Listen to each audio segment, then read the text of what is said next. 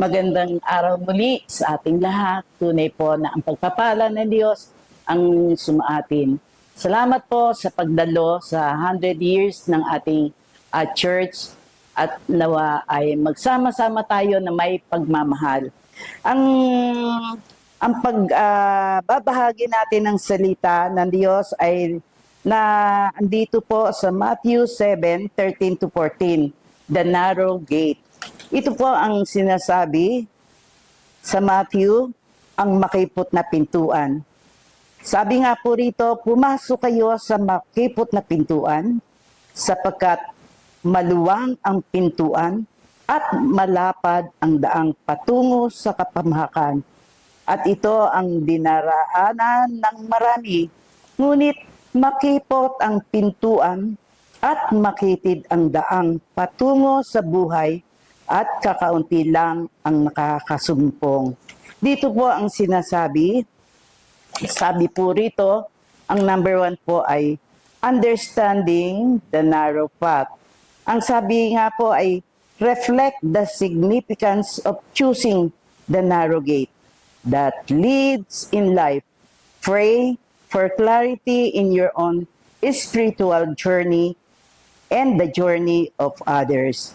Tunay po na ating pong alalahanin sa ating bilang mananampalataya, kinakailangan pong ilagay natin sa isip natin ang salita ng Diyos. Ang sabi nga po, doon po tayo pumunta sa masikip na daan, patungo sa maluwag na daan, tungo doon sa tunay na buhay, tunay na bahay natin. Pero dito po, marami po ang nakaka-relay na parang ang gusto nila ay yung sa maluwag na pintuan, na ang pintuang maluwag ay yung po ay pagpasok mo doon ay kapamahakan. So ang nangyari dyan po ay atin pong alalahanin na ang buhay natin dito ay pansamantala lang.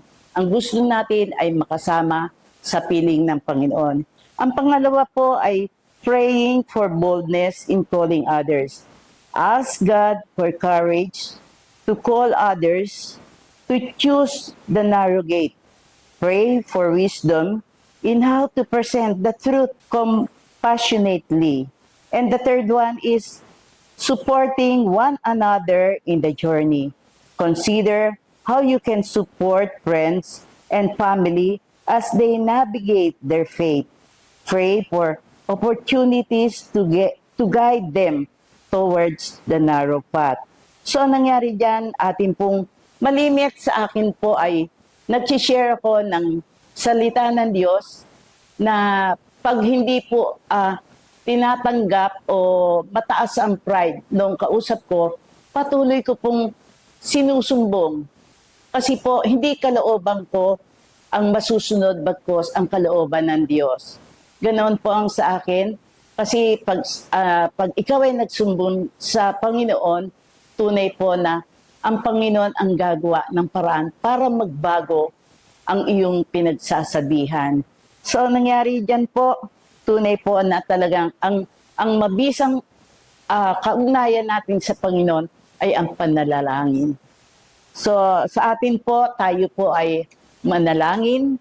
Tunay po, Panginoon, sa umagang ito, tunay po na samahan mo po kami at nawa, Panginoon, ikaw ang manguna, ang iyong banal na Espiritu, ang manahan, Panginoon, sa buhay ng bawat isa, Panginoon.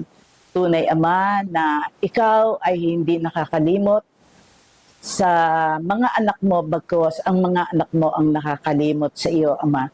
Tunay, Ama, na naririnig mo ang aming mga hiling, ang aming mga daing. Dahil, Ama, hindi lingid sa iyo at alam po namin bukas ang iyong mata, bukas ang iyong tenga upang marinig ang aming mga alalahanin sa buhay, Ama. Salamat po ng marami sa iyo, Ama. Tunay na kasama ka namin dahil ikaw ang buhay at kami ay may buhay, Panginoon. Kasama ka namin sa aming araw-araw na buhay, Ama. Salamat po ng marami. Ito po ang aming dalangin na may pasasalamat. In Jesus' name we pray. Amen and amen. Salamat pong muli sa umagang ito. Tunay na ang pagsasama-sama natin, ang pagmamahal ng Diyos sa atin, ang pagyakap niya sa atin, ang hindi natin makakalimutan dahil nakarating tayo sa 100 years na tayo ay binigyan ng kalakasan at buhay ang ating templo ng Panginoon para siya ay ating puntahan at siya ay purihin at sambahin sa espiritu at katotohanan. Salamat po ng marami, Panginoon.